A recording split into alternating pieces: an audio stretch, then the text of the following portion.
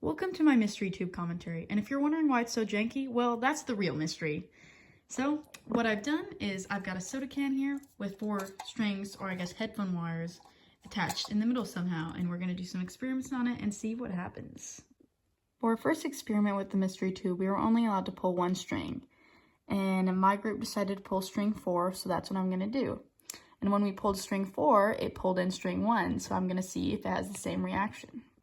Okay, so we're gonna pull string 4, and if I made this right, then string 1 will come in. Okay, ready, guys? That wasn't supposed to happen. Well, anyways, on to the next experiment. In class, we just pulled string 4 to see what would happen, and it just brought string 1 in again. So I'm gonna try this out, but I have an idea about what's gonna happen, so we'll see. Okay, so here we go. We've got string 1 here, and I'm gonna pull it. Oh, wait. Look at that. I think they all go in. Okay, wait. Let me try this again. So you see like the 4 black rings on each wire? I drew that so you can like more easily see the like movement of it. Interesting. Oh, that's so weird. Now they're not all going in at the same time. Okay, let me try this again. Huh. The bottom 2 go in. It might have something to do with the length of the wires. I guess I didn't make sure they were all the same length. I should have realized that would have been important. But you know what? It's okay. It's a mystery for a reason.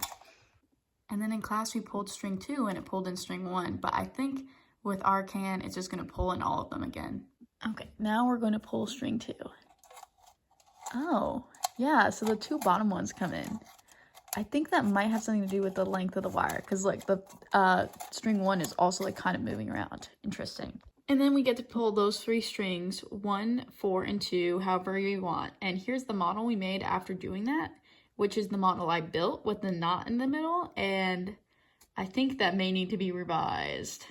Okay, so now's the part where we get to pull in string 1, 2, and 4, however we want. So I'm going to start with string 2, taking in string 3 more, and string 4 a little less. Interesting. Then string 1. Oh, again. Wait. It's like moving string 2. I don't know if you can see that. It's like moving it, but it's not like pulling it in. And then string 4. It's just... Okay, yeah, it's just taking in string 3.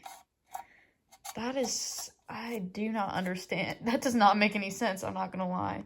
And then we got to pull all 4 strings and made a revised model. But as you know, this model is only like that because we ended up opening the tube and seeing what it was inside. But I think I would have kept the knot model otherwise.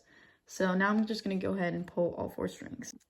Honestly, I don't know what's going to happen. So we're going to pull string 3. It pulls in string 4 and 2. The problem is, you see the knots like kind of coming out there? It's just too short. I think because all these strings have a different like, what if 4 pulls in 1 and 3? Oh my gosh, and then 2 pulls in all of them. Because of the different lengths, it kind of affects the way the strings interact. So I think that's mainly the reason it's weird. So I think this model needs to be revised. Even if all the strings were all the same length, they would still pull all of each other in because they're all tied with one central knot. Whereas the other model explains how they kind of pull like across from each other.